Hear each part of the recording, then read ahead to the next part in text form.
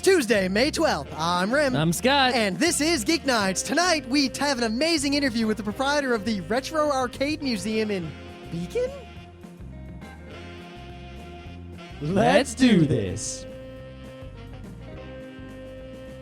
I really got to get some more games to play on the train. What game are you going to play on the train? Well, I was playing Civ 4 for a while, but I started playing Advance Wars again.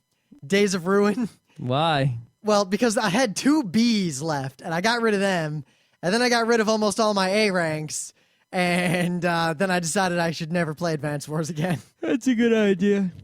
All right, so here's a little story, right? We're not going to do a news or a thing of the day today, and I will tell you why. We live in a town, or city, of Beacon, New York. Beacon as in a beacon of light. Yes, actually named after beacon fires that were lit during the Revolutionary War, George Washington, all this stuff. There's a lot of Revolutionary War shit around these parts. There's a George Washington head in the town. It's pretty big, too. He's coming. It's pretty big.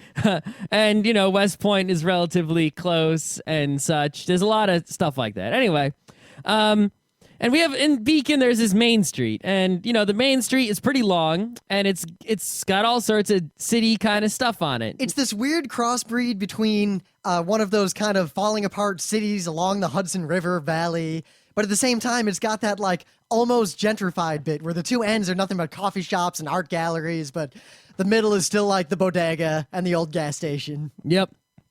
So one day, we were driving past the main street, and we see a sign on one of the, a lot of the places on Main Street are, just empty commercial space that no one can rent and the prices are ludicrously low. And we saw a sign on a previously unrented place, and it said Retro Arcade Museum, and the styling of said sign was retro indeed. It was perfect. And it had a picture of an arcade cabinet, and we were like, what the fuck? There's Holy no way. shit. So, we're peeking in the window. I can't really find, it doesn't have a lot of windows, really. Well, there's like the front door with that. And I was it has a little peeking curtain, though, on the front door. But it wasn't even set up yet. So we just see this sign. And all I can think is, man, whatever that was that failed, I want to buy the sign. Yeah, it's like, I assume that, it's Beacon, right? So this was some place that set up, didn't make enough money and closed, right? Or maybe someone bought the sign and they were gonna set up and they were gonna fail. Or, I didn't get my hopes up. I was the pessimistic times of bajillion. We have to drive like a half hour to the nearest gaming store, and it's primarily an airsoft and paintball store that happens to have like one set of Burning Wheel books. It's actually now primarily like a collectible card game store. Well, every gaming store. You can't even count that. That's just that. Even Millennium. Also some miniature action, lots of clicky things. Even Millennium is primarily Pokemon kids playing their CCGs. That's true, but at least they have lots of board games. This place does not have the lots of board games Millennium has. Thing is, I'm starting to realize that at Millennium, I'd guess that a good 2/3, maybe 3/4 of those games have not moved since I found out about Millennium. That's since fine. I first stepped through those doors, no one has bought or will buy, like, 1942, this specific battle in Russia. That's true. Anyway, the Retro Arcade Museum. So, of course, we had to investigate. There was, even if we are pessimistic, being geeks in a town that is not the kind of town that can support an arcade, investigation and supporting was very necessary. Yes, Beacon doesn't How could we not? Beacon can't even support a normal arcade. Well, I would argue that nowhere supports normal arcades anymore. While amusement parks can't even support arcades. Well, we used to drive, a half hour or so to play DDR because that was the nearest arcade. In a mall. Yeah, in a mall. Far away. There used to be an arcade over by IBM, and I used to go there like every day over lunch, but that shut down like 5 years ago. Right. So, we go to investigate. And there's 8 people. And what do we find? But an actual arcade, but not just an actual arcade. You see, this arcade was special indeed for 2 reasons. Reason number 1, it was actually open for business, but it was not open for business, come in and pump your quarters. It's open for business, parties only. So you don't just walk right in and go, hey, let's play some games. You got to be like, hey, I'm having my birthday party. A lot of arcades when I was a kid, they would do the birthday party thing, but you could also walk right in. And when you had a birthday party, they just gave you a fistful of tokens, right? This place is like, what is it? I think he's charging $10 an hour per person, something like that. Yeah, we'll link to all the relevant details. Yeah, the website has all the prices. And so you have a party and you pay per person per hour and you get unlimited play. And it's for, birthdays and shit. Secondly, barely any of the games in this arcade are video games. You see, when you think of, the earliest arcade games, you probably think of things like Pong. Centipede, Pac-Man, all these kind of, what you think of as retro. Space Invaders. There was an entire generation of games that were primarily mechanical in nature. Yeah, I mean, pinball, right? Pinball more recently, they're video pinball machines that have, video screens in them and holograms and shit. But in the olden days, pinball was mechanical, right? There were springs and solenoids and rails and flippers. And now, even most pinball machines that are like that now, they still have, like, the electronic scoring. Yeah. There are pinball machines where the scoring is just gears. Flipping numbers. Yeah, it's like an odometer in your car. The thing, spins around to keep the score. And, so they had mechanical pinball machines, and everyone can understand a mechanical pinball machine, right? But what some people don't remember are mechanical arcade games that are not pinball machines. You might remember, I don't know, like those shooting alleys where, like, you have a gun and you shoot at these targets and... but it's not using a light gun or a laser or anything like that. It's using some mechanical method to determine, if you hit. And then when you hit it, the mechanical things make like, a cowboy jump out of a barrel or something like that and go, yee-haw! And, there's lots and lots of these old mechanical arcade games that are not pinball that all disappeared as soon as Pong and Space Invaders and all the video games appeared. I mean, just an idea of how old these games are. Sega had a game in 1967 called Rifleman. Whoa. 1, Sega. 2, 1967.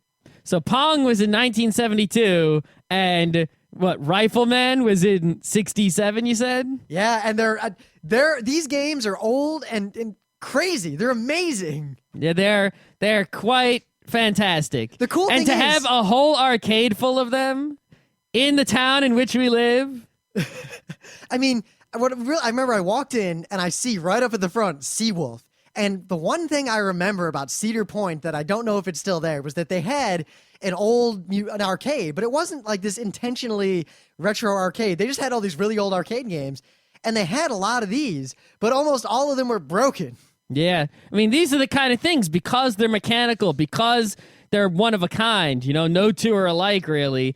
Unless there's someone who really knows what's going on. I mean, a video game machine, if it breaks, right, you replace some boards, you attach the wires. It's relatively easier to maintain and fix as long as, something on the board doesn't actually get fried. You can fix it.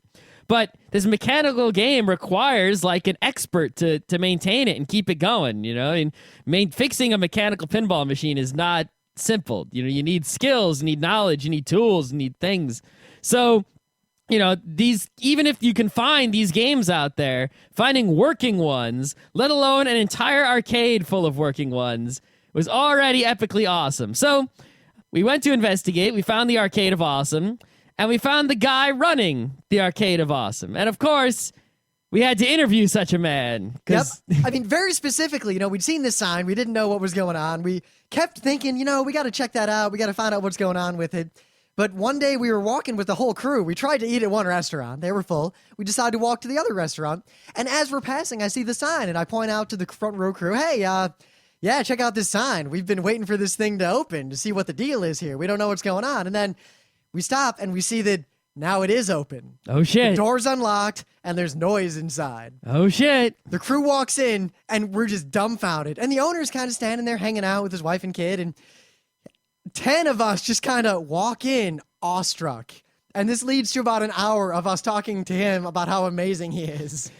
So we went and interviewed this amazing man, and that's why there's no news and things of the day today, because this man and his arcade are the news and thing of the day, even though this interview was conducted a long time ago, months ago. Rim's fault. Yeah, we were busy. Plus, this was intended... So it's all right, because the arcade is still there. They were having a party the other night. Yep. This was intended to cover for an episode when we were out of town, but that never happened. No, it didn't happen. So listen to this, amazing and epic interview with an amazing and epic person who has an amazing and epic retro arcade. And seriously, if you're in the mid-Hudson Valley, you should check this place out. This is pretty hot. Yeah, I mean, even if you're like in New York City, if this is your deal, right? This is the kind of thing that's not in New York City. And if you really want to see it, it might be worth your while to get your ass on the choo-choo train and come up here. Plus, I mean, how many people take the stupid train from the city up here to Beacon to go to like the Dia or the art shops or the coffee shops or all that stuff that they get people to come out of the city for? Kids, I know a lot of you are in high school. Convince your parents to do that and that you heard Beacon's a nice place and tell them you want to go to a museum. Tell them you want your birthday party at the Retro Arcade Museum. You know, all you have to do is tell them you want to go to a museum in Beacon. There you go. I want my birthday party at the museum in Beacon, New York. Oh, that's so cool. Okay. Plus, your parents will love it because this will it will nostalgia them to death. Yeah, because remember, this isn't just an arcade to play these games. He's also got this display in the front of ancient, like he's got an Odyssey. He's got there. a lot. You can go and see all the pictures of all the crazy shit he's got, but basically he has retroed this place the fuck out. I mean, in the back where he's got like the kitchen snack room, he's made a replica 1950s kitchen with all the bakelite and everything. It's crazy. He's got a set of subway doors that he's like putting in so that he can open them. Real subway doors from New York. Yeah. He got them off an old subway. Yeah. There's a lot of stuff going on in this little retro arcade in Beacon that is worth investigating. And the only other thing I really want to say is that at some point in the future, probably after con season settles down, I mean, we're going to a lot of conventions You mean in this the summer. winter? At some point, we're going to run some sort of Geeknights events at this place. Because Not too many people can fit in there, though. this will be some. It's going to be a very exclusive event. It'll have to be either invite only, or maybe we'll do a charity auction. I don't know. We'll figure something out. But A charity thing might be really good. yeah, that's a good idea. My name is Fred Barbaro, and this is the Retro Arcade Museum. It's what I like to think of as a living museum. Not only can you see these beautiful works of art that were made by master craftsmen and real artists back when things were hand-built, but you can experience them. So it's a visceral museum. So what started all of this? When I was a boy growing up in the 60s, my dad took me to an arcade in Flushing, Queens. My grandparents lived in Flushing, and there was an arcade there. It was a wonderful place, and that was back in the days when there was actually an airport in Flushing, the Flushing Airport, and right across the road, across the parking lot from the Flushing Airport, was the Adventurers Inn. And it was an amusement park, it was an arcade, it was everything. And it was probably there from I'm guessing the 1950s through the 80s. And I was probably there during the heyday because that was the crossover from when there were no video games. It was really, the video games had just come out in, say, mid to early 70s. So primarily, I had the leftover electromechanicals to play with. And those are some of my fondest childhood memories, was going with my dad. And when I got into my 40s, I don't know if you want to call it a midlife crisis or whatever it is, I wasn't ready to buy a vet. So I decided I'll just buy one of the games that I remember playing when I was a boy with my dad. And that first game was a Sea Devil. And that was it. Once I got the first game, I got it delivered. I started playing it. It's an obsession. It really turned into something beyond anything I imagined. And it's another one of those stories where life leads you places you never think it will. So this is about my fourth career, and this is just another stage. So the machines in this arcade, are these all the ones you have? No, in fact, there are about 40 machines here. This is, I haven't counted recently, but this is probably a third to a quarter of the total machines. The rest of the machines are in a warehouse about 10 minutes from here. And I'm going to try and rotate machines in and out on an as needed basis if I get tired of something, or if I see that people are not playing a particular game, I'm going to want to share a new game with them, or if something comes in that I'm really excited about. There are some games that are just so collectible that they'll probably never make it to the game room because they're so rare. And they're so valuable. that if a private collector would want to see them, they can make an appointment to come to the warehouse, and I'll be glad to show it to them. But it's not something I would put on public display. Although, there are some things that I may, loosen up on. There are certain machines here that I swore that I'd never put out, and then I ended up putting them out. So, So what are some of these rare games that you're not going to put out? Some of the super rare games that I'm concerned about putting out on the floor are something called the Casco Star 5. It's a sit-down game. It's about 7 feet long, and you sit in the cockpit of a spaceship, and you have your control in front of you, and it's sort of like the old Star Wars games. The difference is it was all electromechanical. So there's this planet inside that you have to shoot these targets on. Well, it's sort of like a basketball that moves on this gimbal in all different directions. And it's just one of the coolest effects ever. I mean, that's one of those things. I have some games that are like still in the box, new old stock games, they call them. So from like 1967 or 1970, I have an Allied Leisure What's It. It's literally still in the original box. It came in a cardboard box. The thing probably weighs 300 pounds. Most of these games weigh between 250 and 400 pounds. And this particular game, it's literally still in the box that it came in. And, I take it out, to look at it. All the machines have counters on them. That's a whole interesting aspect of this. So every time somebody plays the game, you can tell that, a play took place. And on some of the original games, they'll have 3 on the counter. On some of my, games that I play here, I have 90,000 plays. I mean, that's a testament to how well they were built and all that sort of thing. If you can only imagine that somebody cycled through these things 90,000 times and they're still reparable, they're still, they function almost like they did when they were new, or as maybe better in some cases. So what makes these arcade games different from the ones that we're used to? I'd say there are 2 categories of arcade games. There's video arcade games and there's non-video arcade games. And like if you go to eBay, that's how you find these games. You put in non-video games. Then there are all these other subcategories, these little subclasses. There are games called trade stimulators, which aren't games per se, but they get you to do things. So you get interested in it. So that would be like a mutoscope viewer where you're actually looking at, like images that go by, like cards that create an animation. Or an example of a trade stimulator would be some of my card machines from the 30s through the 60s that dispense postcards, and people would collect these postcards. That's a whole separate like sub hobby of these hobbies. But I think the biggest difference is in video games. Starting in, say, 1976, that was really the cutoff when they stopped making electromechanical games.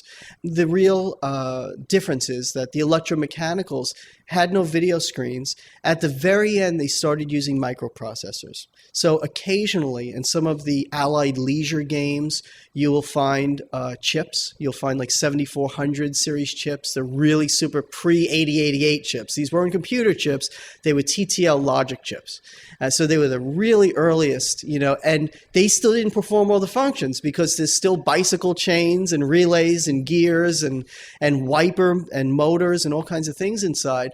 But what really differentiates today's machines is that today's machines are almost purely electronic driven, and the even the input devices like the steering wheels and all that they're digital in nature, so that they cause a digital signal to take place within the electronic circuits.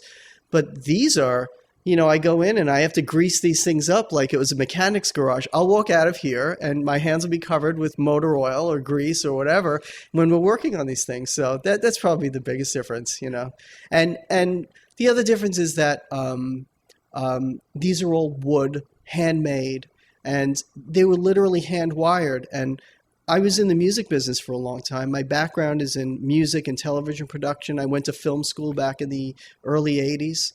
And back then, again, it was a more visceral kind of thing. When we made film, you would touch the film. You'd work on an editing console. You'd work on a Steenbeck or on a Provost, and you'd have your bins and everything would be hanging up. Everything today is an analogy to what it was in the past. So they still use the word bin for where you store your clips on a nonlinear edit system, but they got the word bin because we used to carry these bins around. We used to wheel these things around that actually were giant laundry bins, basically. And the analogy is sort of there with the games. You know, there are a lot of similarities with the games, except what they did back then was they recreated the effects that you create today inside of a computer. And the comparison to the audio and the music is that what I would consider state of the art, which was the golden days of music when they were recording, you know, Beatles and Rolling Stones and Led Zeppelin albums back in Abbey Road studios, and they were recording on Neve consoles. They were called discrete consoles because of the circuitry that was used in them, and because they were hand wired, and they didn't use integrated circuits. They used transistors, and they used capacitors, and they used devices to amplify and to make the sounds have that warmth. And there was a reason why things looked and sounded and felt that way. And that's the experience that you get with these machines. They were literally hand wired by an individual. Not to say that they don't do that now, but every element of these things was hand built. From cutting the glass to the wiring, to assembling and testing it, and stapling in, you know, the instructions, and, you know, just a whole different feel. Can you tell us some of the more clever tricks that the designers of these games used? Some of the really interesting stuff was back in the early 70s, the early use of holograms. You know, for a while, holograms were like the hot new technology. Now it's on everybody's credit card. But when holograms were used to do actual 3D depth and depth perception, an example of a game that used a hologram would be a Casco Bank Robbers, which I don't have on the floor. That's one that I keep off the floor. But that used holograms. I'm trying to acquire another holographic game right now. And so it really gave you that sense of depth, and it gave you the 3D perspective. On almost all of these games, they used a lot of tricks using half mirrors, half-coated mirrors. And what the mirrors did and what they do was to create this illusion of depth. You'll notice that the machines are fairly shallow, but they're very tall. And the reason for that is because all of the backgrounds are vertical, and the mirrors that are facing towards you are horizontal. And it creates this depth of illusion because you're looking at a 3.5, 4 foot play field on the mirrors, but it's only about 2 feet in front of your face. So they don't have to make the machines 5 or 6 feet long in order to get that feeling, to get that effect. So, you know, they use the word smoke and mirrors. It was really done with mirrors, and, you know, some of the most unique things were done with mirrors. And then combining things, like, for instance, the Roadrunner game. It's a very desirable auto racing game.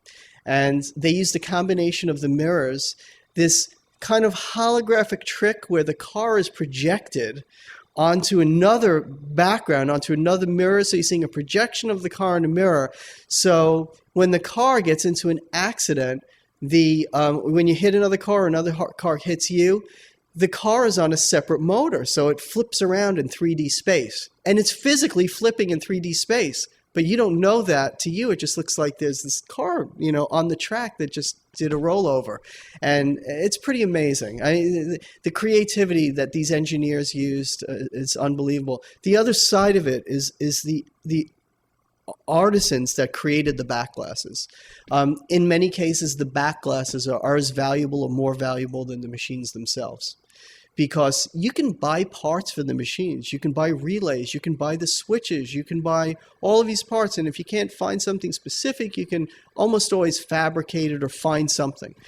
But the artwork is just incredible. They used a very complicated process of lithography, mirror backings, to create that illusion of transparency or opaqueness in certain parts of the glass. And the other side of that is just the artists were just phenomenally talented. It was just beautifully done. You know, I've had people come in that came from, for instance, they came from an exhibit at the Dia Beacon, and they look at this artwork and said, you know, that this is as fine an artwork as you would see in what you would consider legitimate art. You know, it's just done for a different reason. And you can also tell the difference in the cultural differences, the generational differences from the 60s to the 70s to the 80s.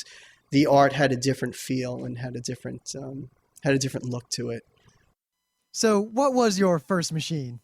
The very first machine that I acquired, and I think I found it on eBay, was a Midway Sea Devil, a 1969 Sea Devil. And it's a submarine shooting game, and it has that 3D depth illusion. The reason why I liked it when I was a kid, and the reason why I like it now, is because it's got a periscope on it. And the fun part about these games is that they've got real steering wheels from real cars, or what feels like a real periscope. It's not just that you're like simulating this 3D experience, but you're also touching these three-dimensional objects that feel so real. So I collect a lot of submarine games. That's like a big hobby, just on the side of collecting these submarine games. But that specifically was the one that, when I was a kid, I had these really, strong memories of. Here in the place, I have several games that I remember so vividly from when I was 8 years old or 9 years old. And for instance, Allied Leisure Super Shifter, or the Mutascope Drive-Mobile Trainer. And while these games aren't,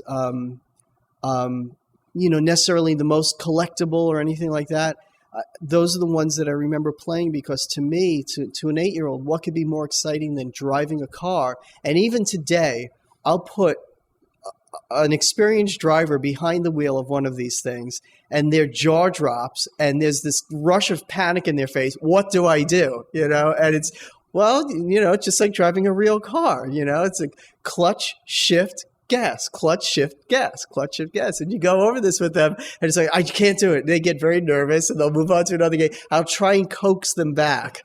I don't want them to give up, So When you finally got a hold of these games again, older and wiser, were they as good as you remembered? They were better. Yes. When I acquired these games as an adult, they say that, love is sweeter the second time around, and these games are sweeter the second time around, because not only do I get to enjoy them, and I do enjoy them so much, but it brings back that rush of memories. It's the sense memory. These games have, literally, they have a feel. They even have a smell. You can smell the wood. You can smell the electronics. It's the whole experience. Of everything. So I enjoyed every bit of it as much, maybe more, now. And I think what I get out of it now is when people sit down in these who've never experienced them before, I get a huge rush out of that, because exposing someone to something that may disappear, in the next 10 years, that's a great feeling. And being able to rescue that feeling. And the other thing is, people that do remember them, who are in my age or maybe a little bit older, I've seen people almost in tears when they walk over to a game and they remember it, and their memories just come flooding out, and in such minutia, in such detail, that I feel like I'm experiencing something with them. So that's a really nice feeling. So how did the actual museum itself come to be? Originally, I had a handful of machines in my home. And then I started getting more and more machines. I started acquiring more machines as time went on. And so I started renting storage space from indoor mini storage and that sort of thing. And I started with 1 locker and 2 lockers and 3. Eventually, I had 8 lockers, like almost a couple thousand square feet. And I couldn't get to any of the games. I couldn't play anything. Even though I had electricity there, it was such a hassle. I couldn't show anybody anything. It's not very interesting to bring someone to a storage facility and just show them games. And for the most part, they were still wrapped or boxed or, whatnot. And I hadn't had a chance to work on them, except for the very few that I had in my home. So I decided that I needed to get them out. And I started looking around for commercial real estate space. Originally, I was looking for a big warehouse, and then I would have people come into the warehouse and play them. And somehow, this came along. I had been to Beacon several times with my wife and my family, and I really loved the town. I like the fact that it feels like, the cross between like an artist community and a little bit of Soho. I lived in Soho for a while, so it's got a little bit of everything, and that great diner, It brings back so many, nice memories. And I just decided that, this place just happened to come along at the right time.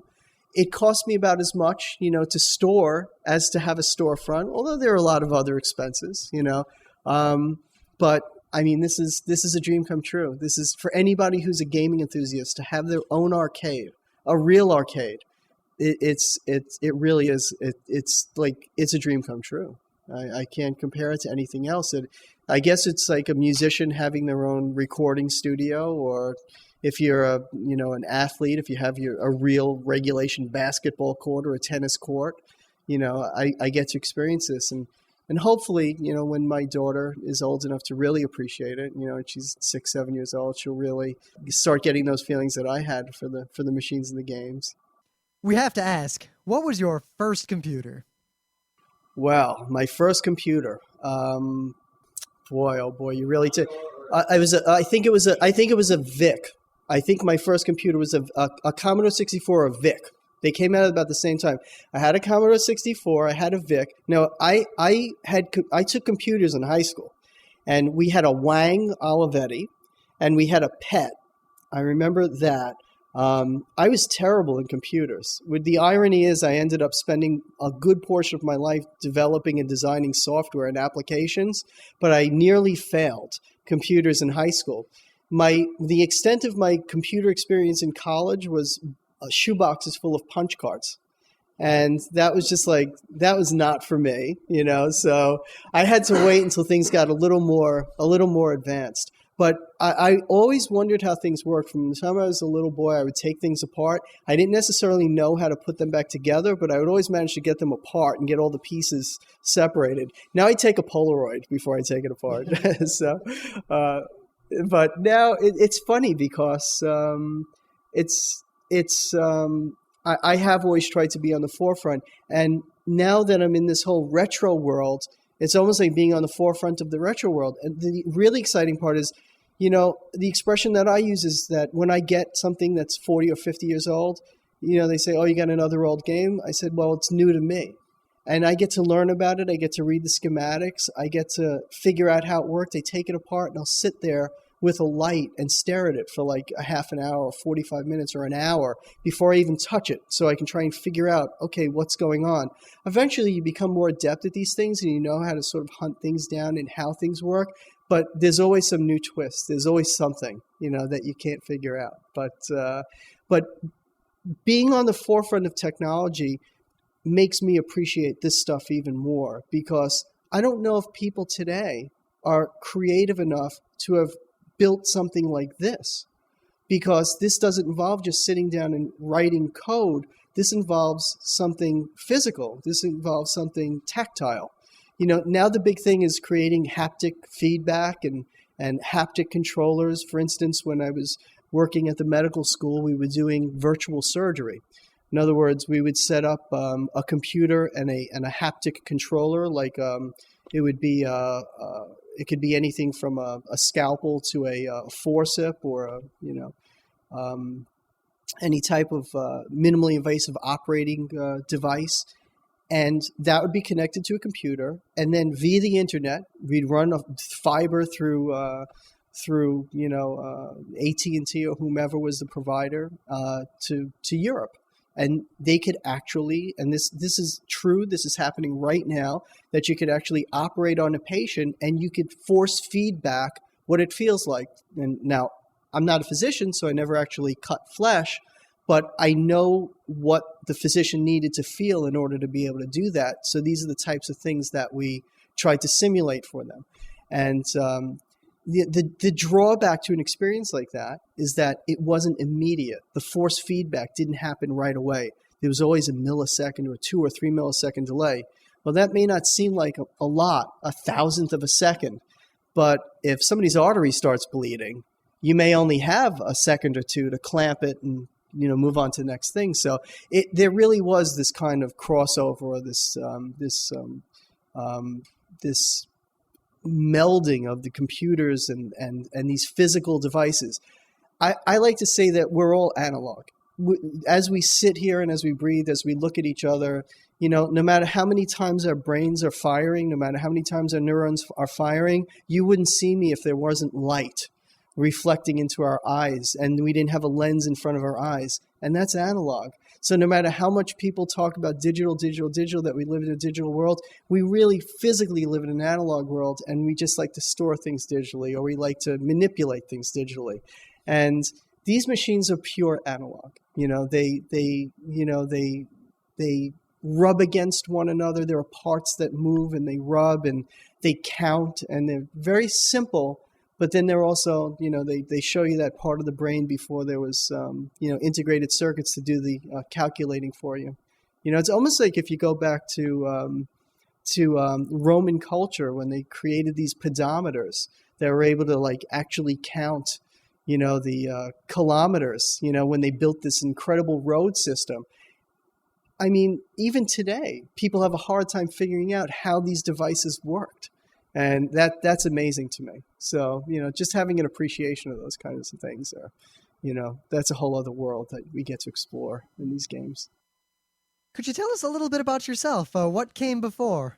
I've always worked from the time I was 13 years old. And I started out working, doing retail. I worked in Sam Goody. It always had something to do with something creative, back when Sam Goody was still around. But I worked for a wedding photographer back in the days before there was videotape. And what we did was we shot on film. And there wasn't even Super 8 film. We shot on 16, and then we sliced the film in half to make 8mm film. And then people would take those 8mm films. And that was sort of my start. And I got into that's sort of inspired me to go to film school. So originally I started out go to the film school at Brooklyn College, which at that time was a very prestigious film school. We had George Roy Hill and Paul Newman and all these wonderful guest visitors. And it was the best part about Brooklyn College Film School was the equipment room. We had all the gear we could ever want and take it out anytime we wanted. And I remember the guys' names. It was Lenny and Steve, these two guys in there. And here I was, and I was very young when I went to school. I was 16 when I started college. And here I am, a 16-year-old kid. I wanted to make a movie. I go in and say, yeah, I'd like an Arri CP16 and give me a set of 3 Schneider Primes. And I would walk out and I would be I couldn't believe it. They give me light kits, they give me everything. And so I really got the feel of, being in school. And when I was in school, of being in the film industry. But something happened where I wasn't able to continue in film school. I actually developed a problem with my eyes, and I had corneal transplants back in 1981 and 84. Fortunately, I got my vision back. But it took years for me to get my vision back. So I figured if I can't use my eyes, I'll use my ears. And I'd always been a musician, so I went into the music business. And I was in bands, all through high school and everything else. And one of my bands got signed to an indie label, and the next thing I know, we were renting a house in Woodstock. I built a recording studio in the house. Back then, it was a big deal to have a 16-track recording studio. And I spent about a year just recording music. And the band, took a turn from what we originally signed for. So I came back to New York as a recording engineer, and that kicked off about a 15-year career in the music industry. I worked for all the majors at the time when there were a lot of labels. I worked for MCA and EMI and Sony and Columbia and just down the list. And if I mention the artist, most people, look at me, stare blankly. Some of the names will ring familiar, almost as oldies acts. I worked with Biz Markie and Brenda K. Starr, and I worked on movies like the Lambada movies and all sorts of things like that. But it's all very quaint now. But it was a really fun, exciting career, and I got to meet my heroes. I got to work with my heroes. I spent 2 years working with a man named Amir Deodato. And Deodato he was the arranger for Roberta Flack for Killing Me Softly. And he did all of the Kool and the Gang albums, like Ladies Night and Two Hot. He wrote and recorded all those records. I got to meet all these incredible people. I got to meet all these producers who I had admired. I have a lot of autographed CDs, and ironically, it's not the artists, but it's the producers who autographed it for me. And I got to be in all these wonderful sessions and meet, like, from the hard rock guys and hanging out with Aerosmith and, being backstage, to like the coolest jazz guys, like, Peter Erskine, and, recording them and doing sessions with them. It was just so exciting. And then I guess I was probably in my mid-30s, and I decided that there was a point where I actually saw my, there's that expression, jumping the shark. I saw a lot of my heroes sort of jump the shark. And you're familiar with that expression, right? Okay. So, unfortunately, these guys, when they get to a certain age, there's an expression. It's like every other business. I don't care whether you're a coder, a computer coder, or you're as good as your last game, or you're as good as your last record, or you're as good as your last movie. And if you have 2 flops in a row, good luck getting hired for the next one. And the music business is changing dramatically. One of the main reasons that I got a foothold and why I was successful in the music industry is because I was one of the very first people in computer music. Before there were computers in computer music, there were sequencers that you had to take patch cords and plug things in. And we used those sequencers. And I was one of the geeks who knew how to do all that stuff. Plus, I was like a hard rock guy. I mean, back then when I had hair, more of it, I had hair down, like to my waist. And, I was in a heavy metal band, but I knew how to do all the MIDI stuff. And I knew, even before MIDI was a standard, I knew how to do all that. So I was able to get a foothold, and that sort of like launched me into the music business in a big way. So I went from doing my hard rock band to doing this kind of MIDI thing, and then I wanted something a little more serious in my life, and so I decided that I would do a complete change, and I would go more into a corporate thing. So I had been running a major recording studio at the time. And I was, at that time, more in the business end of the music business and not doing as much creative stuff. And an opportunity came along for me to be a multimedia producer at the Mount Sinai School of Medicine in New York. And that was in about 95 or 96. And I said, well, it's steady work. It's a full-time job. I get benefits. I get to be around a whole different environment. It's, very academic, very institutional. And I started out there working for the hospital as a kind of a multimedia guy. And eventually I built that up into my own department. And we called it Educational Technology Group. And I ended up patenting and designing and building all these different applications for medical education. It was a total experience. It was an amazing experience because I was fortunate enough to be given all of these opportunities. The joke that I had was, I'm not a doctor. I just play when at work. I spent 3 years going through fellowship rotations with surgical fellows, and so here I am, 5 o'clock in the morning in the operating room, dressed in scrubs and watching what these guys do. And I literally lived my life with these guys and women. And I would produce their educational training programs on how to do a bowel resection or how to do a thyroidectomy or whatever it was.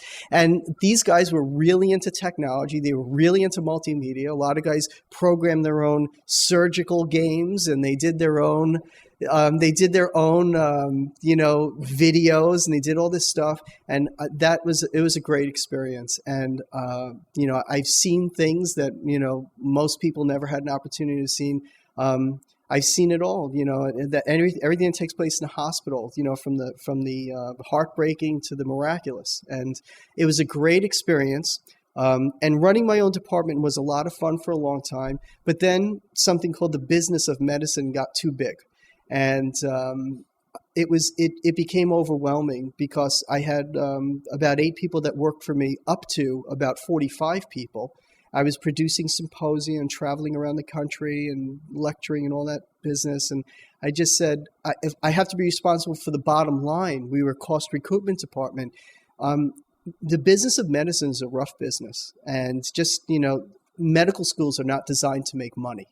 And I had to make money. So, I had about 80 pharmaceutical companies that were clients of ours. And we would produce multimedia projects for them, everything from games to CD-ROMs to DVDs to web streaming. I was probably one of the first people in on the web streaming industry. I started streaming back in 1998, 99.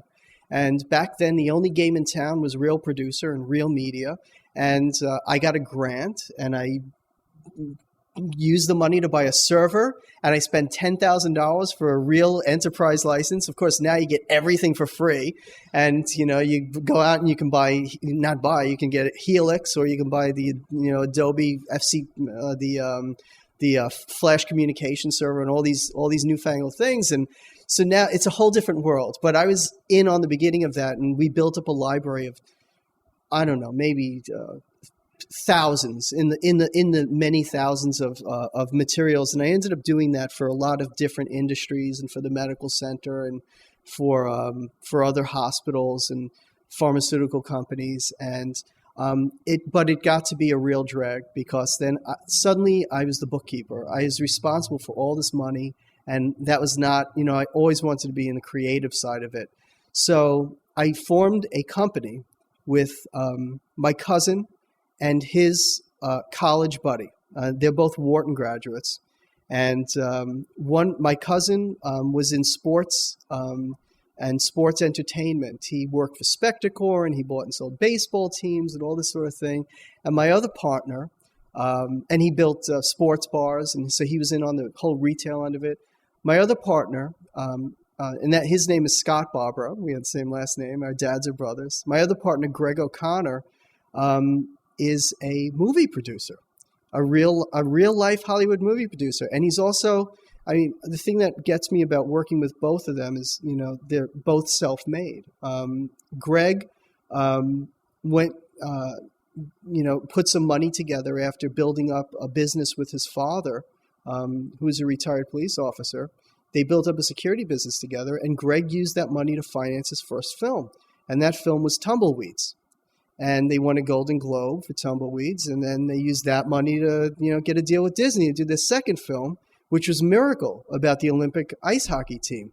And they built up this thing. So now Greg's a movie producer, and we're all guys from the neighborhood. We're all like local kids, but we've got to travel all over the world, and we've got to consult and do all this different stuff.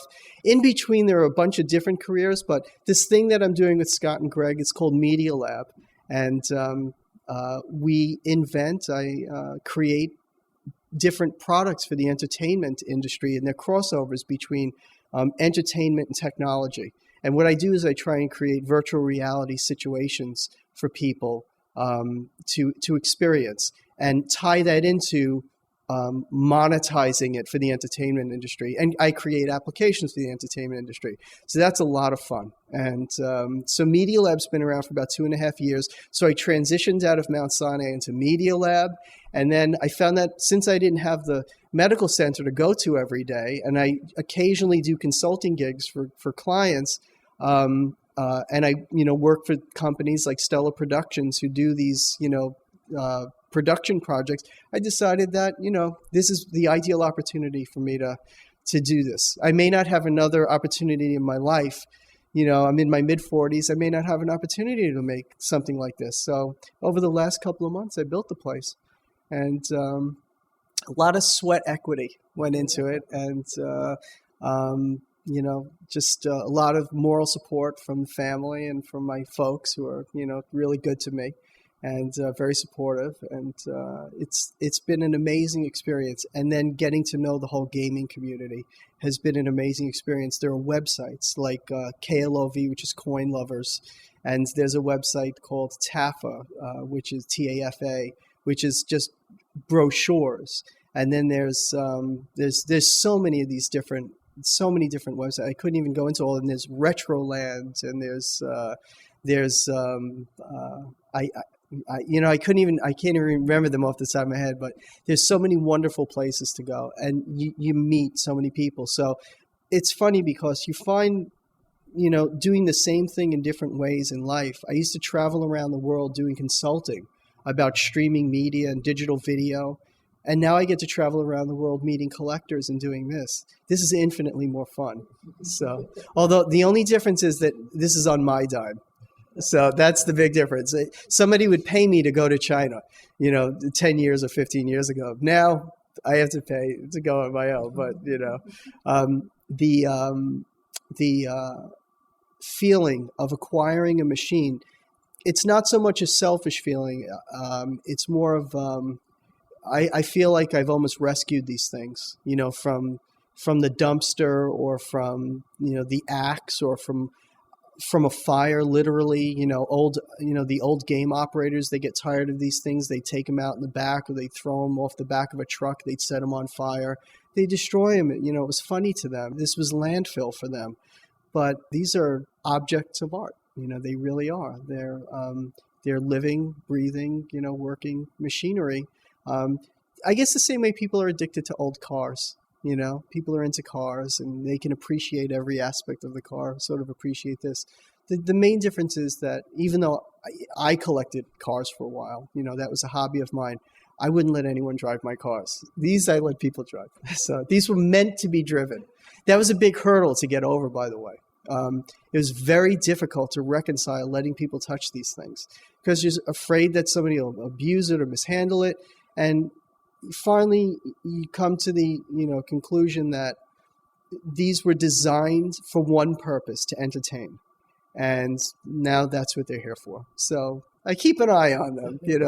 They're still my babies, but if people can get a kick out of them, that's the best feeling in the world. To hear the noises of the machines. And I know that everybody is just, having a great time. When you hear the noises, and some people get hooked on one machine. There's like different kinds of people. There are people that go from machine to machine and they want a little taste of everything, like the buffet.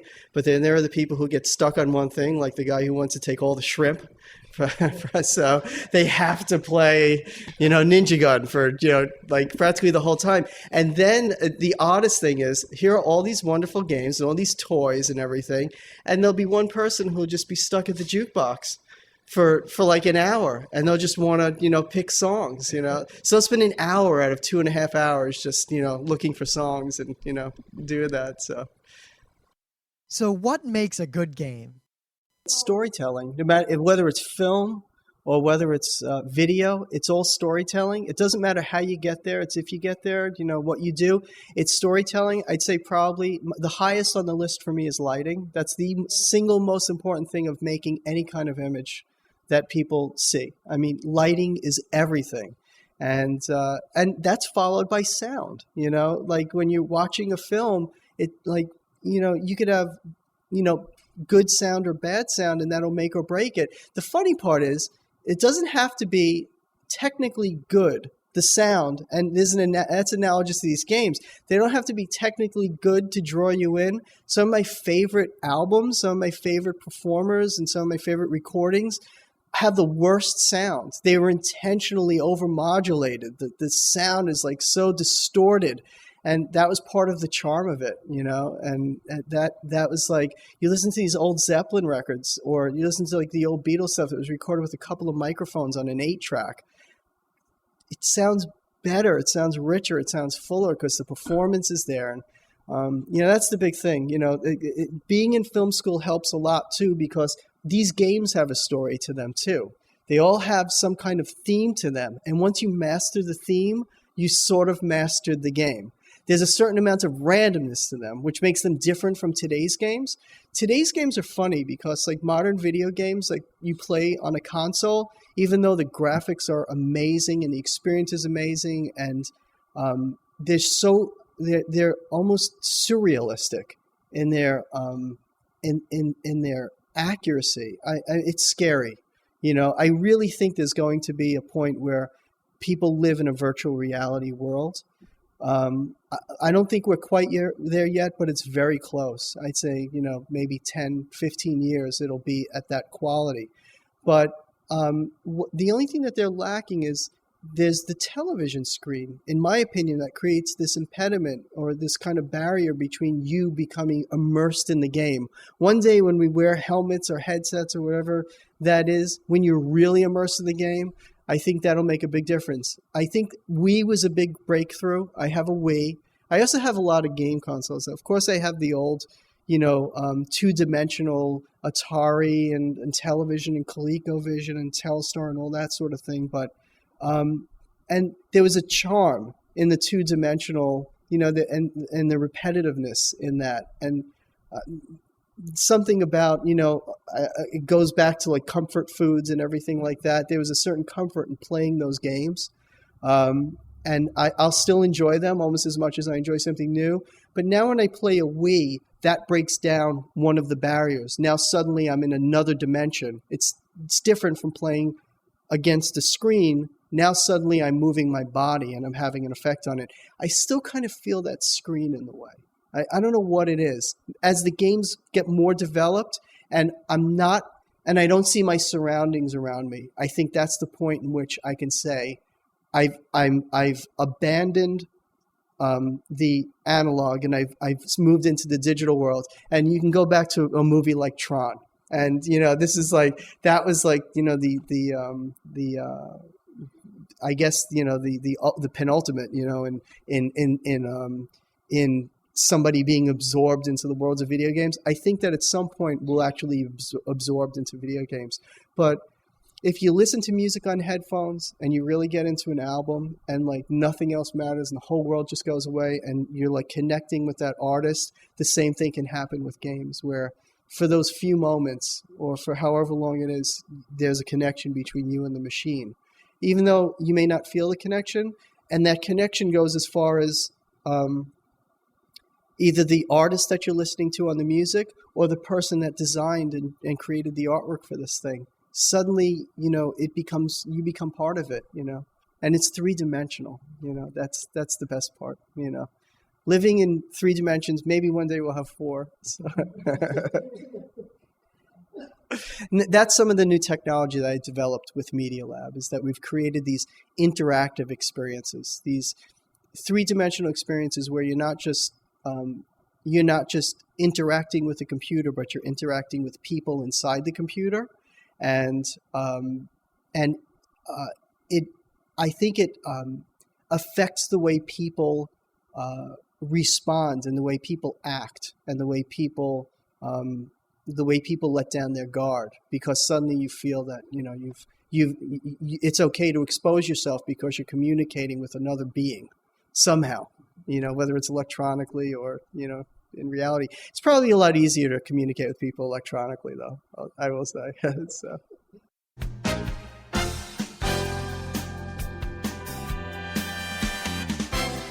This has been Geeknights with Rim and Scott. Special thanks to DJ Pretzel for the opening music. Be sure to visit our website at www.frontrowcrew.com, where you'll find show notes, links, our awesome forum, a link to our Frapper map, and links to all the RSS feeds. We say feeds plural because Geeknights airs 4 nights a week, covering 4 different brands of geekery. Mondays are science and technology. Tuesdays, we have video games, board games, and RPGs. Wednesdays are anime, manga, comic nights. And Thursdays are the catch-alls for various rants and tomfoolery. You can send us feedback by email to geeknights@frontrowcrew.com. Or you can send audio feedback via Audio. Just click the link that says Send Me an Audio on the right side of our website. If you like what you hear, you can catch the last 100 episodes in iTunes or in your favorite podcatcher. For the complete archives, visit the website, which has everything. Geeknights is distributed under a Creative Commons Attribution Non-Commercial Share-alike 2.5 license. This means you can do whatever you want with it as long as you give us credit, don't make money, and share it in kind. Geeknights is recorded live with no studio and no audience. But unlike those other late shows, it's actually recorded at night.